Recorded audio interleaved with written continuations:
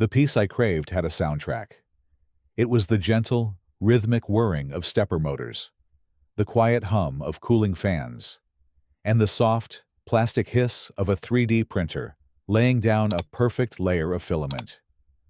For 15 years, my world had been the chaotic, cacophonous symphony of disaster zones and field hospitals.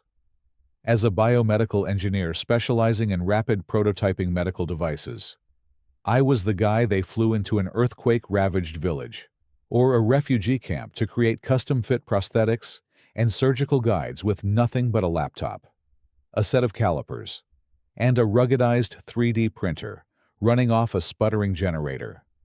I had seen, up close, the human cost of waiting for a supply chain that would never come. This work was not a career for me. It was a calling, born from the crucible of a profound and personal failure. My younger sister, Chloe, was born with a rare congenital condition that required a series of complex surgeries. During one of them, a critical custom-made surgical stent, a small piece of biocompatible plastic that had to be manufactured in a specialized lab in another country, was delayed by a customs issue. The surgeons did their best with what they had, but the result was a cascade of complications. We lost her a week later. I was 22, a freshly minted engineer, and the silence in our home after she was gone was the most terrible sound I had ever heard. In that silence, I made a promise. I would dedicate my life to eliminating the words delayed and unavailable from the medical lexicon. I would bring the factory to the patient. When I finally burned out on the trauma and the bureaucracy, I came home seeking a different way to honor that promise. I bought a modest house in a quiet, leafy subdivision called Maple Creek Reserve. My plan was simple: to create a state-of-the-art workshop in my garage where I could continue my work on a pro bono basis, partnering with children's hospitals to provide custom prosthetics and surgical tools for kids who couldn't afford them.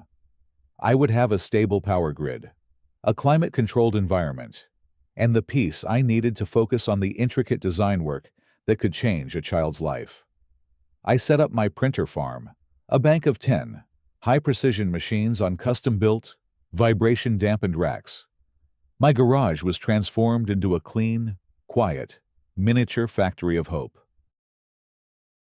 The first crack in my newfound peace appeared on my second day. I had just started the first test print, a simple calibration cube using a spool of PLA filament, a corn-based, biodegradable plastic that gives off a faint, sweetish smell, like warm waffles as it melts. I was watching the first layers form, lost in the simple satisfaction of a well-calibrated machine, when a sharp, insistent rapping on my front door broke the spell. I opened it to a woman who looked as if she had been sculpted from disapproval. She was tall and wiry, with a severe haircut and eyes that seemed to be constantly scanning for threats. She wore expensive athletic wear, but didn't look like she had ever broken a sweat in her life. She held a notepad and a pen in a white-knuckled grip. "Are you the new owner?" she asked, her voice a reedy, nasal whine. "I am Patricia Dunn, chairwoman of the Maple Creek Health and Safety Committee. I live 4 doors down, and I have a question for you. What is that smell?" "Smell?" I asked, genuinely confused. "I don't smell anything." "It's a chemical smell," she insisted, sniffing the air with an exaggerated motion, a hand fluttering to her throat. "A sickly sweet, toxic odor. I am highly sensitive to airborne particulates. It is giving me a migraine and making it difficult to breathe. And there is a noise, a high-pitched, incessant whining sound. It is utterly nerve-wracking. What are you doing in there?" She gestured accusingly toward my garage. "Oh," I said, the pieces clicking into place. "I have some 3D printers. For a hobby. The smell is just corn-based plastic. It's non-toxic. And the sound is just their cooling fans." Her eyes narrowed into slits of pure suspicion. 3D printers. She repeated the words as if they were a foul curse. You mean those machines that melt plastic? You are running a factory in your garage. You are pumping carcinogenic fumes into our neighborhood. The personal nature of her complaint was immediately clear. This wasn't just about rules. It was about her own perceived physical well-being. No, not at all, I said, trying to de-escalate. It's perfectly safe. The ventilation is self-contained. It's just a hobby. A hobby, she scoffed, scribbling furiously in her notepad. That hobby is a violation of multiple HOA covenants. Bylaw 16 prohibits any activity that produces noxious or offensive odors. Bylaw 21 forbids any persistent industrial noise. My husband and I moved here after a terrible experience in our last home. A neighbor was a hobbyist painter, using industrial solvents in his garage. The fumes triggered a severe, chronic respiratory condition in me. We had to sell our home at a loss to get away from it. I will not allow that to happen again. Not here. Her backstory, delivered with a trembling, self-righteous fury, explained everything. She wasn't just a petty tyrant. She was a woman reliving a past trauma, and she had already cast me as the villain. I am issuing you a formal warning, she declared. You will cease this operation, immediately. If the smells and noises have not stopped by tomorrow, I will be filing a formal complaint with the board. We at Maple Creek value our health and our peace and quiet above all else. I suggest you learn to do the same. She turned and marched away, leaving me standing in my doorway, the faint, sweet smell of progress suddenly seeming like the scent of my own doom. I had run from the chaos of the world's most broken places, only to find a new kind of chaos. A meticulously documented, bylaw-enforced madness born from one woman's deep-seated, irrational fear. The official violation notice arrived 3 days later, taped to my garage door, a public shaming for all my neighbors to see. The document was a masterpiece of bureaucratic aggression, citing Bylaw 16 for noxious or offensive odors, Bylaw 21 for persistent industrial noise, and a new one, Bylaw 18.c, which prohibited the improper storage of chemical or industrial materials. The notice demanded that I cease all non-conforming industrial activities and levied a fine of $150. My first reaction was a surge of defiant anger. I could fight this. I had the material safety data sheets for the filament. I had a decibel meter. I had the facts on my side. But I had come to Maple Creek for peace, not for a protracted legal war. With a heavy sigh, I chose the path of appeasement. I paid the fine. I then spent the next week, and a considerable amount of money, turning my already well-organized garage into a veritable clean room. I installed a new, commercial-grade ventilation system with activated carbon filters. I added panels of acoustic soundproofing foam to the walls and ceiling. I built a custom, enclosed cabinet for my filament spools. I documented every upgrade and sent a polite, detailed email to the HOA board, explaining the extensive measures I had taken. I was certain that my good faith effort would satisfy even the most stringent interpretation of the rules. I was wrong. My compliance was not seen as a solution. It was seen as an admission of guilt.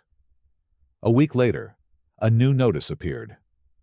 Violation notice. Unapproved structural modifications.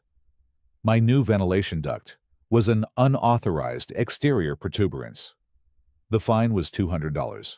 I was also fined $75 for the improper installation of industrial soundproofing materials. I was trapped in a Kafkaesque nightmare.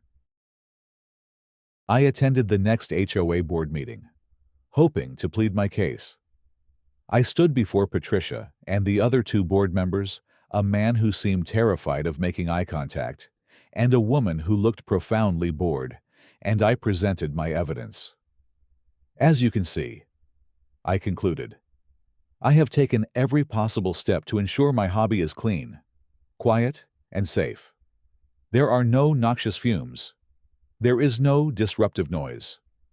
Patricia listened, her face a mask of polite indifference. Thank you for your presentation. Mr. Grant, she said, her voice dripping with false concern. While we appreciate your efforts, the fact remains that you are operating what amounts to a small factory in a residential garage. The health and safety of our community cannot be compromised for one person's hobby. The committee's findings stand. Defeated, I sat down, my face burning with frustration. It wasn't about the facts. It was about her irrational fear. That evening, I had my first video call with Dr.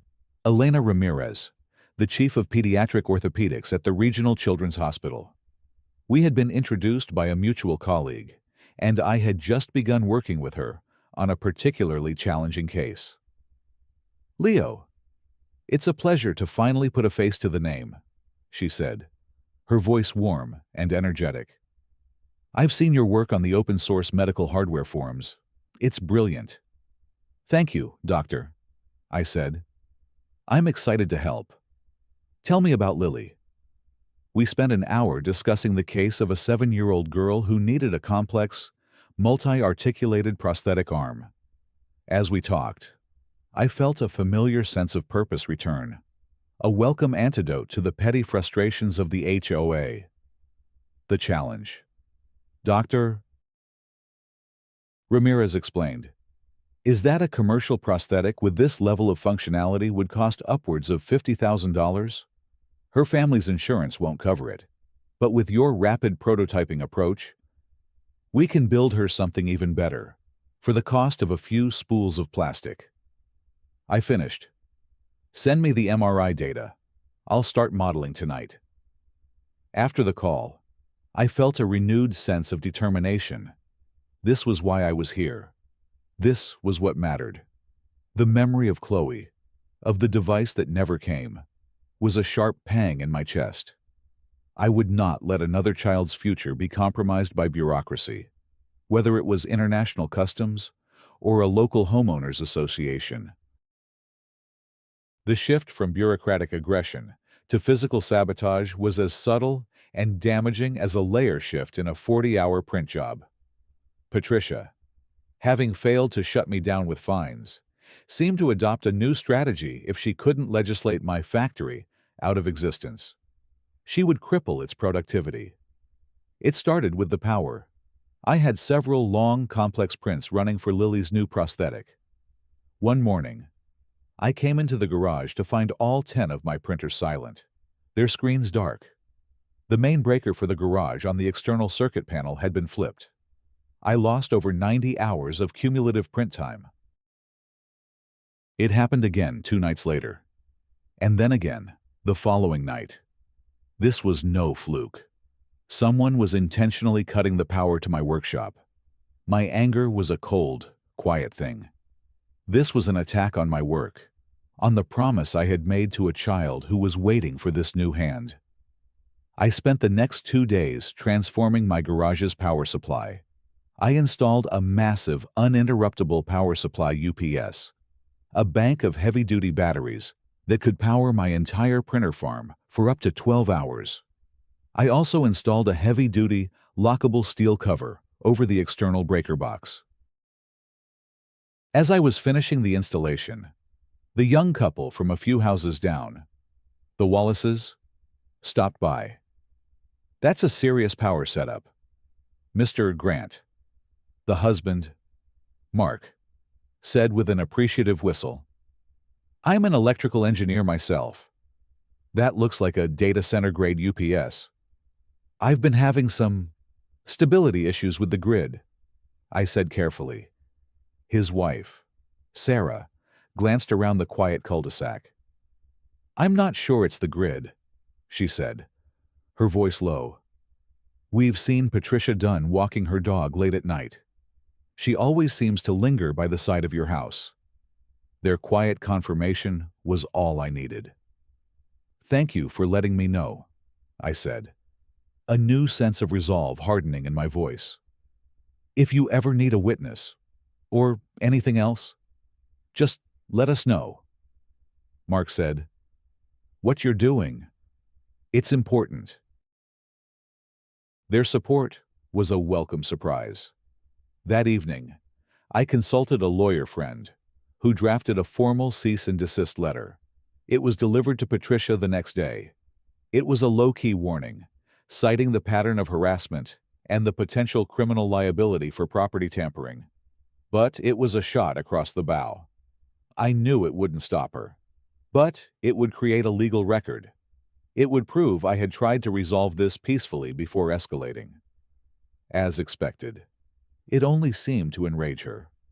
My new security cameras, installed after the power incidents, caught her a few nights later. She crept up to the breaker box and tugged on the locked handle. A look of pure, baffled fury crossed her face. She stared at my garage, from which the low, steady hum of my work continued unabated. She was a saboteur whose weapon had been rendered useless. She retreated back into the darkness.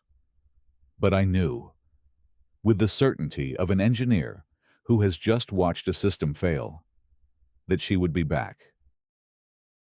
And her next attempt would not be so subtle. Having failed to shut me down with fines and been thwarted in her attempts at sabotage, Patricia Dunn unleashed her most venomous weapon slander.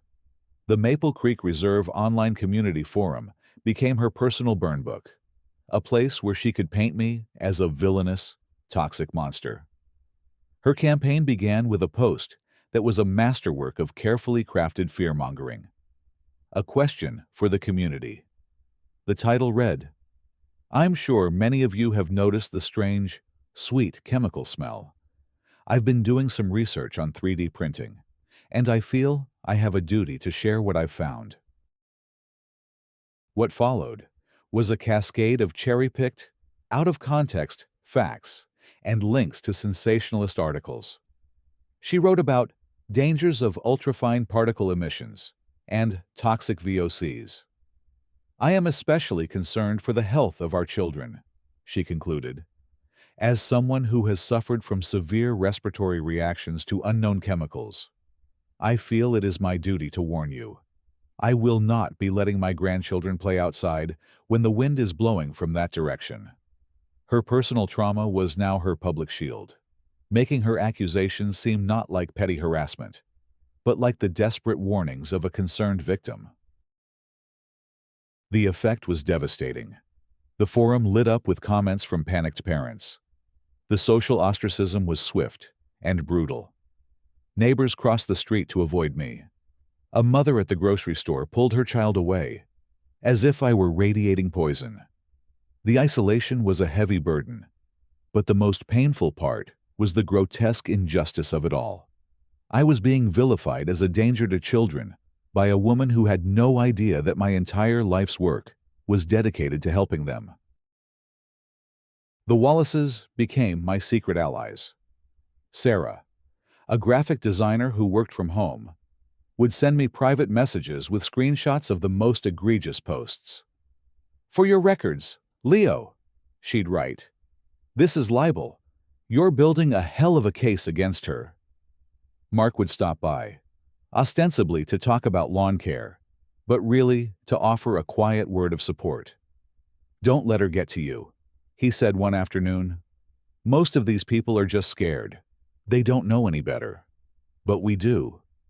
Their quiet solidarity was a lifeline. One afternoon, my security camera caught a strange moment.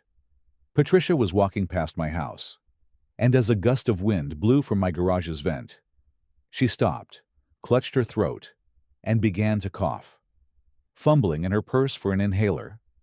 It was a moment of genuine distress, a physical manifestation of her psychosomatic conviction that I was poisoning her. She looked up at my house with eyes full of not just anger, but real, palpable fear. For a fleeting moment, I saw not a monster, but a deeply troubled woman, trapped in a prison of her own trauma.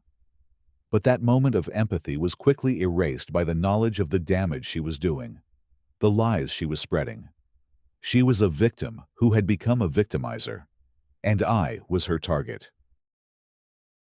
The day the fire trucks arrived, their sirens silent, but their lights painting the tranquil suburban street in strobing flashes of red and white, was the day Patricia decided to graduate from online slander to weaponizing the city's emergency services. I was in my workshop, performing a final quality control check on Lily's new prosthetic arm, when the urgent, percussive banging on my front door began. Through the peephole, I saw two uniformed firefighters and a man in a crisp white shirt with an Environmental Protection Agency badge clipped to his pocket. My blood ran cold. This was it. "Sir, are you the owner of this property?" the fire captain asked. "We've received a 911 call from a concerned neighbor. The caller reported a strong chemical odor and visible fumes emanating from your garage, and stated that you were operating an unlicensed chemical processing facility. Gentlemen, I can assure you there has been a profound misunderstanding," I said, my voice tight with a carefully controlled rage. "Please, come in." I led them to the garage. They were expecting a hazardous mess. Instead, they walked into a room of absolute clinical order. They saw the 10 3D printers, humming quietly. They saw the neat rows of filament spools. And on my main workbench, under a bright task light, they saw Lily's prosthetic arm. "This," the fire captain said, his voice a low rumble of disbelief, "is your chemical processing facility. This is my workshop," I replied calmly. "I'm a biomedical engineer. I design and build custom prosthetics for children. Pro bono." I walked them through the entire setup. I showed them the material safety data sheets, the multi-stage carbon filtration, the heat and smoke sensors tied into a dedicated fire suppression system. The EPA agent unpacked his equipment and took air quality samples. As we waited, I showed them the photo of the girl from Haiti, her crayon thank you note, a silent testament to the purpose of this room. After 20 minutes, the agent looked up from his handheld analyzer, an expression of profound annoyance on his face. "The air quality in here is better than the air outside," he said flatly. "There are no toxic emissions. There is no environmental hazard here whatsoever." The fire captain nodded. "And your fire safety protocols are more robust than most commercial businesses I inspect." He turned and spoke into his radio. "Command, this is Engine 7. Be advised, the report is unfounded. This is a malicious false alarm. Stand down all units." He turned back to me. "Sir, I am truly sorry for the disruption. Filing a false emergency report is a crime. We will be tracing the call and forwarding our report to the police department." A formal warning would be issued. It was the second real, legal consequence she had faced, and I knew it would only make her more desperate. As the emergency crews left, I saw the look on Patricia's face as she watched them drive away. It was not a look of shame or defeat. It was a look of pure, unadulterated fury. She had used the city, the fire department, the EPA as her weapons, and they had all backfired. I knew then that she had only one weapon left: her own perceived power within the HOA. And her next attack would be aimed at destroying not just my workshop, but my very reason for being there. The final escalation was a breathtaking act of cruelty, a threat so personal and so vicious that it transcended the petty tyranny of HOA politics and entered the realm of pure, calculated malice. Patricia, having failed at every turn, had clearly spent the intervening weeks digging into my life, searching for a new vulnerability. And she had found one. She confronted me on a Saturday morning as I was loading a set of carefully packed boxes into my car. Each box contained a completed prosthetic device. She planted herself in front of my car, blocking my path. Her face was a pale, tight mask of grim satisfaction. "Going somewhere, Mr. Grant?" she asked. "Ah, yes. The prototypes. I've been doing some more research. On you. And on your little charity project. The Regional Children's Hospital." My blood ran cold. She had crossed a line, invading the one part of my life I had considered sacred. "You're an unlicensed, unregulated manufacturer, operating out of a garage that the fire department had to be called to," she sneered. "You're creating medical devices with no oversight, no certification, no liability insurance. You're not a philanthropist, Mr. Grant. You are a lawsuit waiting to happen." "What do you want, Patricia?" I asked, my voice dangerously quiet. "It's simple," she said, her smile widening. "I want you to stop. Permanently. You will dismantle your factory. You will get rid of your machines. You will cease all of this activity. Today. And if I don't?" Her eyes glittered with a triumphant, venomous glee. "If you don't," she said, savoring each word, "then I will be forced to do my civic duty. I will be contacting the hospital's board of directors. And more than that," she leaned closer, "I will be contacting the parents. I have a list. The parents of the children you are supposedly helping. I will warn them. I will tell them about the man who is making their child's prosthetic arm in a garage full of toxic fumes. I will suggest to them that the device you have given their child might be unsafe, that it might break, that it might even be poisonous." The threat was so monstrous, so profoundly evil, that I was speechless. She was threatening to terrorize the families of sick and disabled children. She was threatening to take their hope and replace it with fear. "You can't," I whispered. "Oh, I can," she hissed. "And I will. Imagine their terror. Mr. Grant, imagine them looking at their child, at the very device you made for them, and seeing not a gift, but a threat. I will destroy your reputation. I will have your little project shut down." Her ultimatum was clear. "The HOA is holding a special meeting tonight to vote on confiscating your equipment. I expect you to stand up and announce that you are voluntarily shutting down.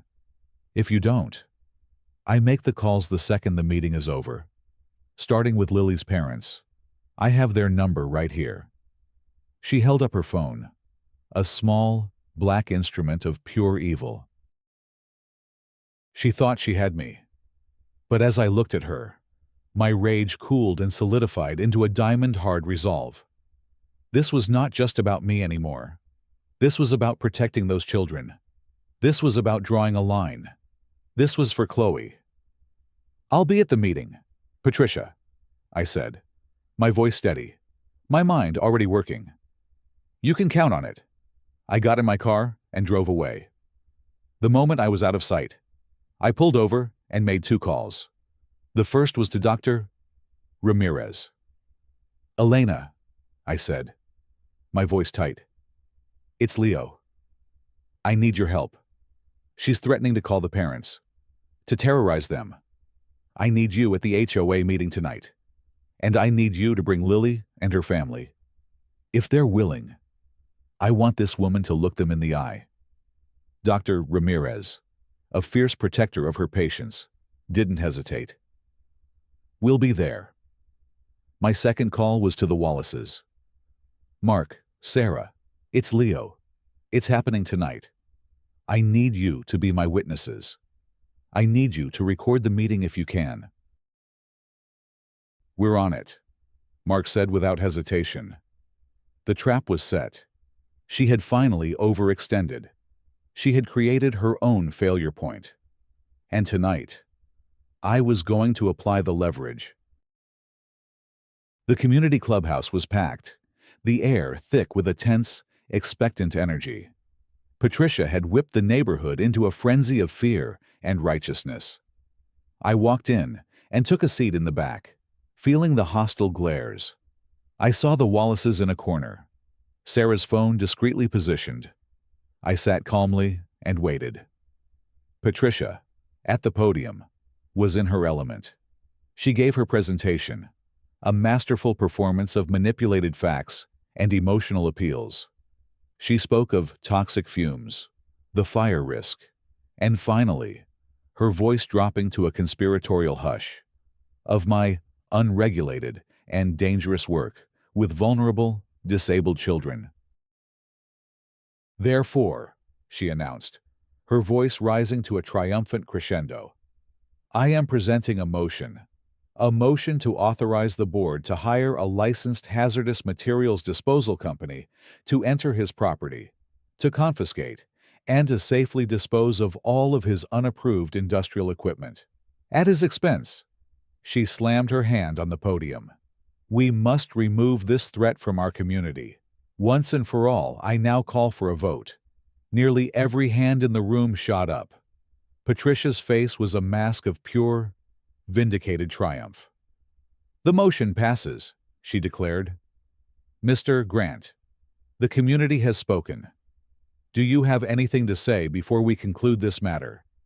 Her tone made it clear what she was expecting: my public, humiliating surrender.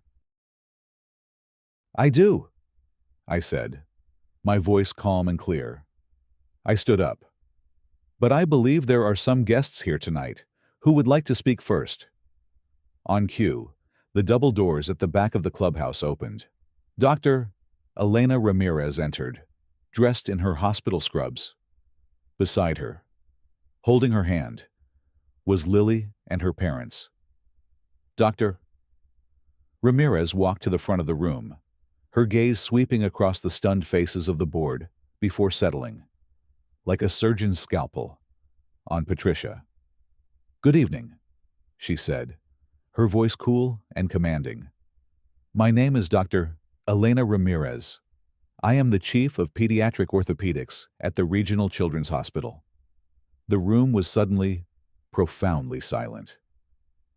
I was on my way home from the hospital when I received a deeply disturbing call from one of my patient's parents. Dr. Ramirez continued, her eyes locked on Patricia. They had just been contacted by a woman from this neighborhood, a woman who tried to terrify them with baseless lies about the safety of their daughter's new prosthetic arm. An arm, I might add, that has changed their daughter's life. She gestured to me. This man, Leo Grant, is one of the most brilliant biomedical designers I have ever had the privilege of working with. For the past year, he has partnered with my hospital, entirely pro bono, to provide custom-designed, life-changing prosthetics for children. His hazardous garage is a state-of-the-art rapid prototyping lab that meets a higher standard of cleanliness and safety than some of our own hospital facilities. She then turned to the little girl. Lily, would you show everyone what Mr. Leo made for you?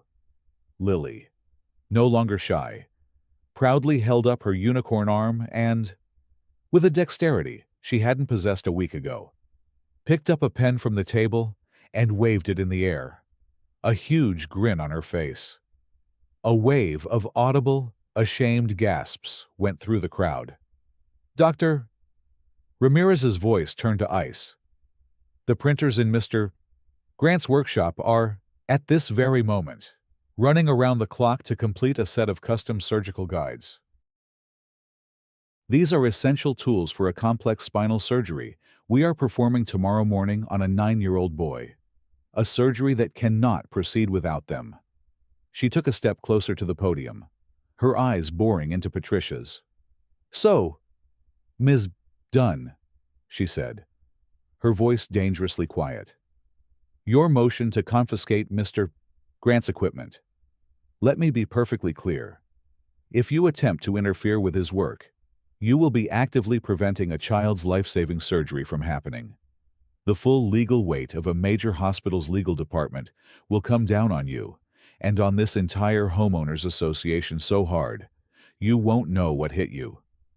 She looked out at the sea of horrified, guilt-stricken faces. "Now, does anyone else have any other questions about Mr. Grant's hobby?" Patricia Dunn stood frozen, her face a ghastly shade of white. Her carefully constructed world of fear and lies had just been utterly and publicly demolished by a 7-year-old girl with a unicorn on her arm. The aftermath was a swift and total collapse of Patricia Dunn's reign of terror.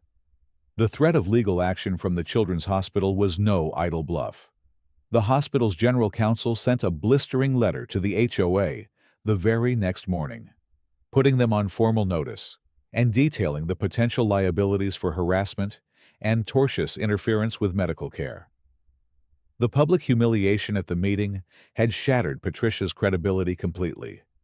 The parents she had so skillfully manipulated with fears about their children's health now saw her as the real monster, a woman who had threatened to harm sick and disabled kids to win a neighborhood squabble. An emergency board meeting was called. She was removed from her position as committee chairwoman in a unanimous vote. The other board members, desperate to distance themselves from her and the legal firestorm she had created, formally apologized to me in a public letter posted on the community forum. The motion to confiscate my equipment was, of course, rescinded and expunged from the record. The HOA's lawyers advised them to offer me a settlement for the harassment and the frivolous fines, which I accepted, donating the full amount to the hospital's pediatric prosthetics program. Patricia became a pariah. No one would speak to her. She was ostracized with a chilling totality. The shame was too much for her to bear. Within a month, a for sale sign appeared on her lawn. She sold her house at a loss and was gone. A bitter ghost, exorcised from the community she had tried to haunt. The neighborhood, deeply ashamed, rallied around me and my work. The Wallaces organized a community fundraiser for the hospital's program, raising thousands of dollars. The story was picked up by a local news station, and suddenly my quiet, pro bono project was flooded with support and volunteers. My workshop was no longer a secret source of suspicion, but a celebrated beacon of hope. I finally found the peace I had been searching for, though it was not the solitary peace I had envisioned. My quiet life was now filled with the happy sounds of children visiting for fittings, the grateful thanks of their parents, and the steady, productive hum of my printers. I sat in my garage one afternoon, watching a new hand take shape on the print bed, the air filled with the faint, sweet smell of warm plastic. The soundtrack was perfect. It was the sound of promises being kept, a quiet tribute to Chloe, a symphony of lives being rebuilt, layer by patient layer.